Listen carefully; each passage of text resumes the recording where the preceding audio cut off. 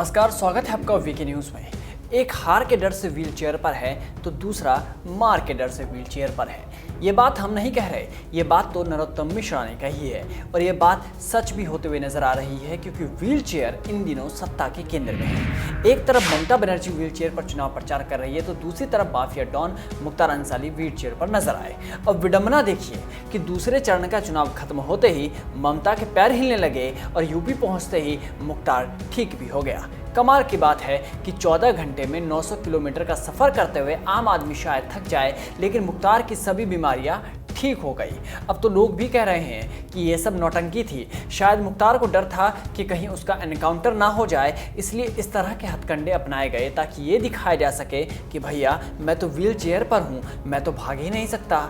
इस तरह की चर्चा इन दिनों गली नुक्कड़ पर आम है। चर्चा इसलिए भी क्योंकि बसपा के विधायक एवं गैंगस्टर मुख्तार अंसारी के यूपी की बांदा जेल पहुंचते ही सारी बीमारियां ठीक हो गई। पंजाब की रोपड़ जेल में रहने के दौरान कोर्ट में जिन 9 गंभीर बीमारियों का हवाला देकर मुख्तार यूपी की जेल में आने से बचने की कोशिश कर रहा था, वो सभी बीमारियां 14 घंटे में 900 किलोमीटर का सफर करते हुए ठीक हो चुकी हैं। कमाल की बात है, यूपी पुलिस की गाड़ियों में जिसे देखकर एक तरफ अपराधी खौफ खाते हैं, तो अब उस गाड़ी में अपराधी ठीक भी होने लगे। वो भी 1-2 बीमारी नहीं, पूरी की पूरी 9 बीमारियां ठीक हो गई। बता दें कि मुख्तार ने खुद को शुगर से लेकर स्लिप डिस्क और दिल संबंधी बीमारियों का मरीज बताया था, लेकिन जब बांदा जेल में उसकी जांच की गई तो उसे चुस्त दुरुस्त बताया गया। वहीं बांदा जेल पहुंचते ही मुख्तार अंसारी पूरी तरह से स्वस्थ नजर आए। पंजाब में व्हील चेयर पर नजर आने वाला डॉन बांदा जेल में खुद के पैरों पर चलता नजर आया। अब सोचिए, वो जो व्हील चेयर पर नजर आ रहा था वो 14 घंटे के सफर के बाद ठीक कैसे हो गया। अब यूपी पुलिस की गाड़ियों में कुछ जादू है या रास्ते में कोई जादू की छड़ी चली और मुख्तार ठीक हो गया, ये आप हमें कमेंट बॉक्स में बताइए। लेकिन उससे पहले ध्यान देने वाली बात तो ये है कि अक्टूबर 2020 में पंजाब मेडिकल बोर्ड द्वारा सुप्रीम कोर्ट में दी गई रिपोर्ट में मुख्तार अंसारी को कई गंभीर बीमारियां होने की बात कही गई थी। मेडिकल बोर्ड ने मुख्तार को 3 महीने का बेड रेस्ट की सलाह भी दी थी। इससे पंजाब मेडिकल बोर्ड की उस रिपोर्ट की भी पोल खुल गई जिसमें उसे 9 गंभीर बीमारियों से ग्रस्त बताया गया था।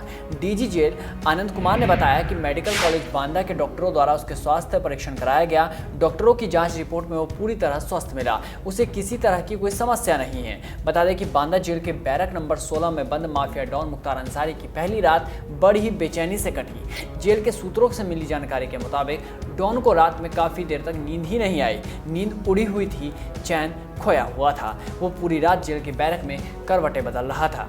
इसकी एक वजह यह भी थी कि इस बार बांदा जेल में उसे कोई वीआईपी सुविधा नहीं मिली। मुख्तार को दूसरे कैदियों की तरह जमीन पे बिस्तर लगाकर सोना पड़ा, जहां उसे नींद नहीं आई।